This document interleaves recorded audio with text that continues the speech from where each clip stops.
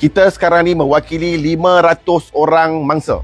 Ada daripada negara Malaysia, ada daripada Indonesia, ada daripada Brunei, ada daripada Singapura. Pelabur-pelabur telah melabur di dalam perdagangan forex ini, di mana terdapat sebuah syarikat yang mempunyai lesen broker forex yang berdaftar di Indonesia. Dalang mempunyai syarikat di Indonesia. Setelah itu, dia telah mewujudkan sebuah syarikat lagi di Labuan Financial Service Authority, LFSA. Dan syarikat berkenaan merupakan syarikat yang dikawal selia dan dilesenkan di bawah Money Brokerage License.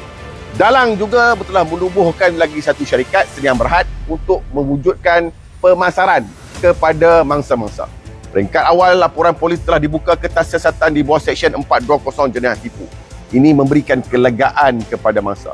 Sejak daripada 2023, mereka berhempas pulas memperjuangkan hak ini. Setelah itu, mereka membuat laporan di peringkat Bank Negara Malaysia. Setelah itu, mereka pergi pula ke Labuan Financial Service Authority, membawa pengadu-pengadu dengan surat-surat aduan. Setelah itu, didapati bahawa mereka merasakan bahawa tidak ada tindakan yang proaktif daripada pihak peringkat agensi siasatan. Maka pengadu-pengadu sekali lagi mengumpulkan semua pengadu-pengadu dan membawa dua orang saksi utama.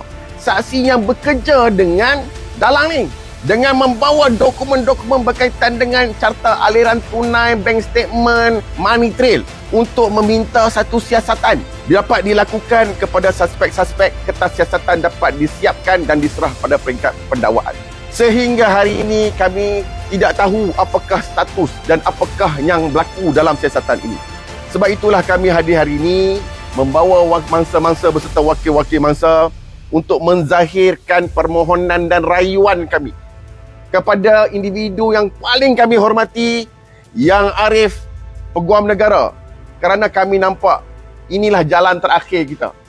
Kerana kita tahu bahawa Jabatan Peguam Negara mempunyai kuasa untuk OTI, Order to Investigate, mengarahkan agensi siasatan untuk melengkapkan kertas siasatan dan menyerahkan kertas siasatan kepada bahagian pendakwaan.